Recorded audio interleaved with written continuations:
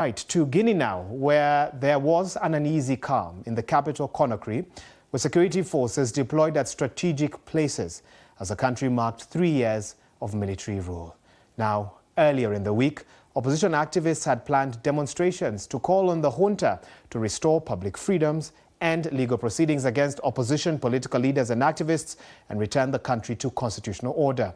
Anti-government protests have been gaining momentum in the West African country as frustrations with the interim military government have increased over the slow pace of a planned return to constitutional rule.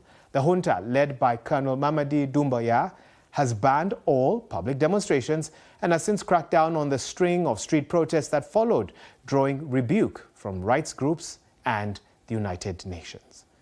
Well, joining us live now, tell us more details about what's happened today is our West Africa correspondent, Paul Njie, who speaks with us now. Paul, good to see you. I mean, just explain to us what the day was like in Conakry. Did these planned demonstrations take place? Well, Wahiga, it didn't quite go as planned. Some pockets, there were attempts to stage pockets of resistances in the capital, Conakry, but those were quickly thwarted by the security forces. They even mistook media professionals for bike riders and they wanted to round them up. But then, more broadly, the security disposition in the capital, Conakry, was heightened, especially since yesterday. There were clashes yesterday in one part of the capital city, which led to the death of one woman who was in the taxi. She had nothing to do with those clashes.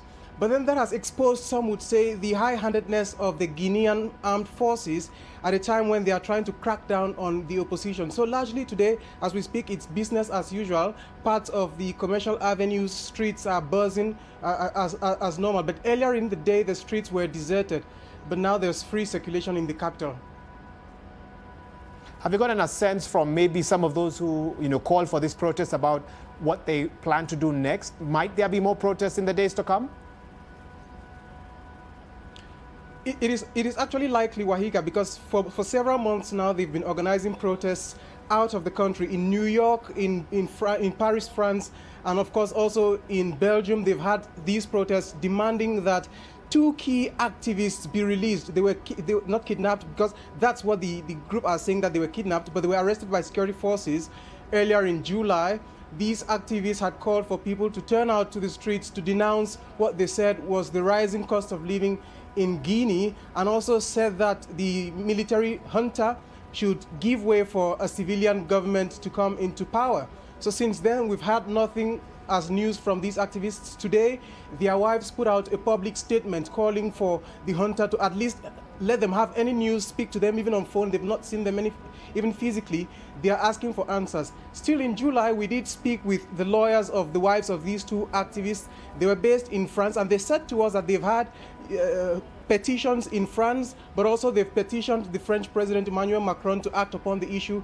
They also wrote to the ICC Chief Prosecutor Karim Khan to act over this issue. The BBC actually saw these documents to these different officials. Lots of mobilizations to get these activists released, but the Guinean authorities are doing nothing about it. How strong is the push for a return to civilian rule? Have these protests shown that people really want democracy back? And is the junta listening with that deadline next year looming? There is a colossal quest for a return to democracy in Guinea. You would recall that in 2021, when they ousted President Alpha Condé, people said that the military had no place in governance or administration.